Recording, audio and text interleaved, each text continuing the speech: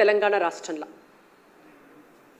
ఇవాళ రైతులు రోహిణి కార్తెల మండే గడితే నేను ఒక రైతు బిడ్డను కాబట్టి నాకు తెలుసు కాబట్టి నేను ఈ విషయాన్ని చెప్తున్నా. రోహిణి కార్తెల మండే గడితే మంచిగా నారు బలంగా తయారై పంట దిగుబడి మంచిగా వస్తుంది అని మొదలు పెడతారు. మరి అటువంటి పంటకు ఇవాళ సాయం కింద రైతుకు భరోసా కింద పుస్తెల తాళ్ళు తీసుకుపోయి బ్యాంకులలో పెట్టి పైసలు తెచ్చుకొని నాట్లేసుకొని కలుపులకు పెట్టుకొని ఎరువుల కోసం ఏమంటారు ఆ పైసలు వాడుకొని ఎరువులు కొనుక్కుందానికి కూలోళ్ళ కోసము వీటన్నిటికీ కూడా రైతులు ఇబ్బంది పడద్దు అని చెప్పి మేము రైతు భరోసా ఇస్తున్నాము, ఎకరానికి 15,000 రూపాయలు ఇస్తున్నామని చెప్పినటువంటి ఈ రాష్ట్ర ప్రభుత్వం మరి అలా మళ్ళొక్కసారి దుక్కులు దున్నుకొని నార్లు పోసుకునేటువంటి పరిస్థితి వచ్చిన తర్వాత కూడా ఈ క్షణం వరకు కూడా రైతు భరోసా పైసలు ఎందుకు ఇస్తలేదు అనేటువంటిది భారతీయ జనతా పార్టీగా మేము ప్రశ్నిస్తున్నాం. మళ్ళా రైతులు పుస్తెలతాళ్ళు తీసుకుపోయి బ్యాంకులలో పెట్టుకోనో లేకపోతే అర్తి నడిపేటోళ్ళకి ఇచ్చుకోనో లేకపోతే అవసరంలో కాడికి తీసుకుపోయి అడ్డికి పావు సేరుకు అమ్ముకోనో మళ్ళీ వాళ్ళ రైతులు వ్యవసాయం చేసుకునేటటువంటి దుర్భరమైనటువంటి పరిస్థితి, దుర్భరమైనటువంటి కాలం. గతంలో కాంగ్రెస్ అధికారంలో ఉన్నప్పుడు ఉమ్మడి ఆంధ్రప్రదేశ్లో గట్లనే ఉండే. మళ్ళా గటువంటి కాలాన్ని కాంగ్రెస్ ప్రభుత్వం తీసుకొస్తోంది అనేటువంటిది ఇవాళ ప్రత్యక్షంగా జరుగుతున్నటువంటి అంశం. పున్నం నాడు అడిగితే అమాస నాడు ఇచ్చినట్టు పోయినసారి వాళ్ళ అధికారంలోకి రావంగానే ఇవ్వవలసినటువంటి రైతు భరోసా పైసలు మొత్తం కోతలు కూడా అయిపోయి పంట తీసుకొచ్చి మార్కెట్ యార్డ్లో పెట్టినాక ఎలక్షన్లు ఉన్నాయని చెప్పి 2 రోజుల ముంగడ గప్పుడేసిండ్రు. ఇవాళ నార్లు పోసుకునేటటువంటి యాళ్ళకు కూడా రైతు భరోసా గురించి సడి లేదు, సప్పుడు లేదు.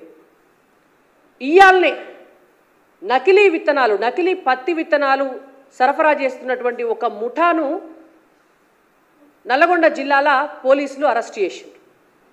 అంటే ఇవాళ ప్రభుత్వానికి కళ్ళు కనబడతలేవా?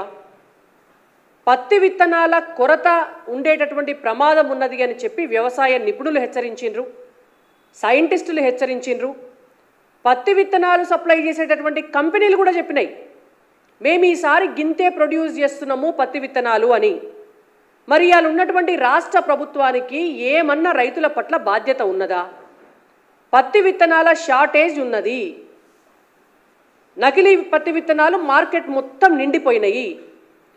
రైతులు కనుక ఆ నకిలీ పత్తి విత్తనాలు తీసుకొని పోయి వాళ్ళు కనుక పంటలు వేసుకుంటే రేపు పొద్దున వాళ్ళ పెట్టుబడి సాయం మీరిస్తలేరు, వాళ్ళ అప్పుల పాలై పెట్టుబడి పెట్టుకున్నాక రేపు పత్తి దిగుబడి రాకపోతే పూత ఖాతా లేకపోతే వాళ్ళ బ్రతుకులు ఏం కావాలి? తెలంగాణ రాష్ట్ర ప్రభుత్వానికి ఏమన్నా ఆలోచన ఉన్నదా? ముఖ్యమంత్రి రేవంత్ రెడ్డి గారికి, వ్యవసాయ శాఖ మంత్రికి టీవీ ఛానళ్ళలో కూర్చొని ఇంటర్వ్యూలు ఇచ్చుడు, పక్క పార్టీల నాయకులను తిట్టుడు, పైసలు వసూలు చేసి ఢిల్లీకి పంపించుడు మీద ఉన్న సోయి ఇవాళ రైతులకు ఇచ్చే పైసల మీద లేదు. అకాల వర్షాలకు పంట నష్టపోయింది. పంట నష్టపోయిన వాళ్లకు మామిడి కాయలు రాలిపోయి కొంతమంది, వడ్లు ఖరాబై కొంతమంది, మొత్తానికే కోతకొచ్చినటువంటి పంట ఖరాబై కొంతమంది, ఇవాళ అవస్థలు పడుతుంటే విత్తనాలు దొరకక కొంతమంది అవస్థలు పడుతుంటే మీకు సో ఎందుకు లేదు అని మేము అడుగుతున్నాం. 6 నెలలు అయింది, వ్యవసాయ ప్రణాళిక ఎందుకు రిలీజ్ చేస్తలేరు ఇప్పటి వరకు? 10 సంవత్సరాల అధికారంలో ఉన్నటువంటి బీఆర్ఎస్ ప్రభుత్వానికి రైతుల పట్ల చిత్తశుద్ధి లేదు, రైతులు బాగుపడాలన్నటువంటి సోయి లేక 10 ఏళ్ళైనా వ్యవసాయ ప్రణాళిక అగ్రికల్చర్ పాలసీ లేకుండా అయిపోయింది తెలంగాణ రాష్ట్రంలో. ఆనాడు ఎడ్యుకేషన్ పాలసీ లేకుండే, ఎంప్లాయ్మెంట్ పాలసీ లేకుండే, ఎంపవర్మెంట్ పాలసీ లేకుండే, ఏముండే అంటే ఒక్క లిక్కర్ పాలసీ ఉండే. ఇవాళ కాంగ్రెస్ పార్టీ అధికారంలోకి వచ్చినాక కూడా 6 నెలల కాలమైనా కూడా ఈ రోజు వరకు కూడా అగ్రికల్చర్ పాలసీ, వ్యవసాయ ప్రణాళిక ఎందుకు రిలీజ్ చేస్తలేదు కాంగ్రెస్ పార్టీ ప్రభుత్వం? రేవంత్ రెడ్డి గారు ఎన్నికల ప్రచారంలో వారు ముఖ్యమంత్రి అయినాక కూడా అనేక సార్లు చెప్పినారు నేను రైతు బిడ్డను అని. మరి రైతు బిడ్డవైతే ఎందుకు నకిలీ విత్తనాలను అరికట్టలేకపోతున్నావు? ఇవాళ పత్తి విత్తనాలు ఎట్లా సరఫరా అవుతున్నాయి రాష్ట్రంలో? రైతు బిడ్డవైతే రోహిణి కార్త్ వచ్చినాక కూడా రైతు భరోసా పైసలు ఎందుకు రిలీజ్ చేస్తలేవు రైతుల కోసం? రైతు బిడ్డవైతే ఇవాళ గత ప్రభుత్వం కేంద్రం ఇస్తున్నటువంటి ఫసల్ బీమా పథకాన్ని తెలంగాణ రాష్ట్రంలో ఇంప్లిమెంట్ చేయనీయకపోతే 6 నెలల కాలమైంది. ఫసల్ బీమా పథకాన్ని నువ్వెందుకు ఇంప్లిమెంట్ చేస్తలేవు? చలో నువ్వు చేయవు కావచ్చు, కేంద్ర ప్రభుత్వానికి పేరు వస్తుంది, మేము ఫసల్ బీమా పథకాన్ని ప్రధానమంత్రి పేరు మీద ఉంది కాబట్టి మేము ఇక్కడ పెట్టము అంటే ఏదన్నా ఒక పంటల బీమా పథకం పెట్టు. 6 నెలలైనా తెలంగాణ రాష్ట్రంలో ఒక పంటల బీమా పథకం ఎందుకు లేదు? మీకున్నటువంటి చిత్తశుద్ధి తెలంగాణ ప్రజానీకం మీద ఇదేనా అని మేము అడుగుతున్నాం. గత ప్రభుత్వం 1,00,000 రూపాయల రైతు రుణ మాఫీ అని రైతులను నిండా ముంచింది. 10 ఏళ్ళైనా వాళ్ళకి శాతగాలే చేయడం. మీరు 2 లక్షల రైతు రుణ మాఫీ అధికారంలోకి రాగానే చేస్తాము అని చెప్పి మళ్ళొక్కసారి రైతులను నిండా ముంచిండ్రు. మీరు చేసిందేమున్నది రైతులకు ఈ రోజు వరకు? 500 రూపాయల బోనస్ ఇస్తామని 7 పంటల పేర్లు చెప్పిర్రు మీరు. వడ్లకి ఇస్తామంటిరి, జొన్నలకి ఇస్తామంటిరి, మొక్కజొన్నకి ఇస్తామంటిరి, చెరుకుకి ఇస్తామంటిరి, పసుపుకి ఇస్తామంటిరి, శనగకి ఇస్తామంటిరి, వేరుశనగకి ఇస్తామంటిరి. తీరా లెక్క తీస్తే ఇయ్యాల వడ్లకు కూడా మొత్తం ఇయ్యము, మేము ఒక్క సన్నాలకే ఇస్తామని చెప్తున్నారు. మరి వాళ్ళు ఒక్క సన్నాలు వేసుకునే బతకమంటారా తెలంగాణ రైతులందరినీ? మరి తెలంగాణ రైతులందరూ కూడా ఒక్క సన్నాలే వేస్తే మరి అవి కొని మీరు ఏం చేస్తారో చెప్పాలి. మీ దగ్గర మరి ఆ సన్నవడ్లన్నింటినీ కూడా కొనేటువంటి మెకానిజం ఉన్నదా? తెలంగాణ రాష్ట్రంలో ఉన్నటువంటి సివిల్ సప్లైస్ డిపార్ట్మెంట్ అంత ఎఫిషియెంట్గా పనిచేస్తున్నదా?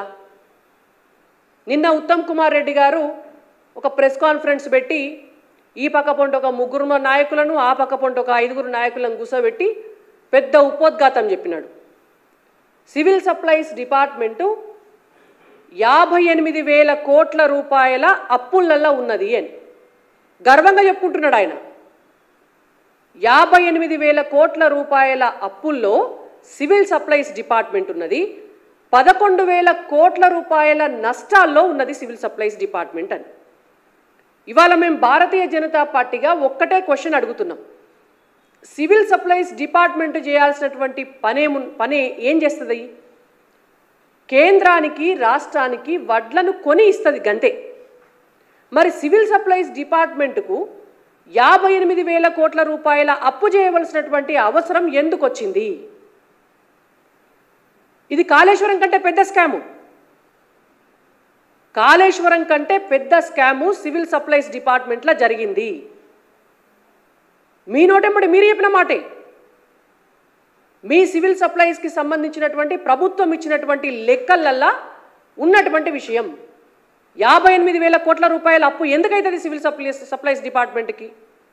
మీరేం ఖర్చు పెట్టినరని అవుతుంది? మీరేమన్నా గోడౌన్లు కట్టిర్రా? లేకపోతే మీరేమన్నా పెద్ద పెద్ద నిర్మాణాలు చేసిర్రా? లేకపోతే మీరేమన్నా మార్కెట్ యార్డులు కట్టినరా? లేకపోతే ఇంటింటికి రైతుకు ఒక గోడౌన్ కట్టి పెట్టినరా? ఒక్కో రైతుకు ఒక్కో గోడౌన్ కడితే కూడా 58,000 కోట్ల రూపాయలు కావు తెలంగాణ రాష్ట్రంలో. మరి మీరు ఎందుకు అప్పు చేసిండ్రు? గత 10 సంవత్సరాల కాలంలో 58,000 కోట్ల రూపాయల అప్పు సివిల్ సప్లైస్ డిపార్ట్మెంట్కి అయింది అంటే కాళేశ్వరం కంటే పెద్ద స్కామ్ జరిగినట్టే లెక్క. మరి ఈ స్కామ్ను బయట పెట్టేటందుకు తెలంగాణ రాష్ట్ర ప్రభుత్వం ఎందుకు చర్యలు తీసుకుంటలేదు? ఉత్తమ్ కుమార్ రెడ్డి గారు ఎందుకు కేసీఆర్ గారిని రక్షిస్తున్నారు? ఇవాళ భారతీయ జనతా పార్టీగా మేము అడుగుతున్నాం. 58,000 కోట్ల రూపాయల అప్పుకు ప్రభుత్వం ఇచ్చినటువంటి లెక్కల ప్రకారం 290 కోట్ల రూపాయల వడ్డీ కడుతున్నారు నెలకి. ఈ పైసలు ఎవలై? ఇవేమన్నా రేవంత్ రెడ్డి అత్తగారింటికి వచ్చి తెస్తున్న పైసలా? ఉత్తమ్ కుమార్ రెడ్డి గారికి వాళ్ళ అమ్మగారు వాళ్ళ నాయన ఇచ్చినటువంటి పైసలా? తెలంగాణ రాష్ట్ర ప్రజల పైసలు. ఎవల కోసం మీరు అప్పు చేసిండ్రు? ఎవల కోసం మీరు వడ్డీలు కడుతున్నారు? ఎవల కోసం సివిల్ సప్లైస్ని 11,000 కోట్ల నష్టాలల్లో ఉంచిండ్రు? దీని వెనుకాల ఉన్నటువంటి లోపాయికారి కుమ్ముకు గత బీఆర్ఎస్ పార్టీ ప్రభుత్వానికి రైస్ మిల్లర్లకు మధ్య ఉన్నటువంటి అవగాహన ఏం జరిగింది అనేటువంటిది ఈ ప్రభుత్వం ఎందుకు బయటపెడతలేదు? మేము రైస్ మిల్లర్స్ని అందరినీ అంటలేము, నిజాయితీ పరులు కూడా ఉంటారు రైస్ మిల్లర్స్లా. కానీ ఇవాళ ఇన్ని వేల కోట్ల రూపాయల అప్పు ఉన్నది అంటే దాని వెనకాల రైస్ మిల్లర్లకు బీఆర్ఎస్ పార్టీ ప్రభుత్వంలో ఉన్నటువంటి ఆనాటి పెద్దలకు, కాంగ్రెస్ పార్టీ ప్రభుత్వంలో ఉన్నటువంటి ఈనాటి పెద్దలకు మధ్య ఏ లాలూచిబడి ఇవాళ తెలంగాణను మీరు ఇన్ని నష్టాల లోపలికి తీసుకుపోతున్నారు అని మేము అడుగుతున్నాం.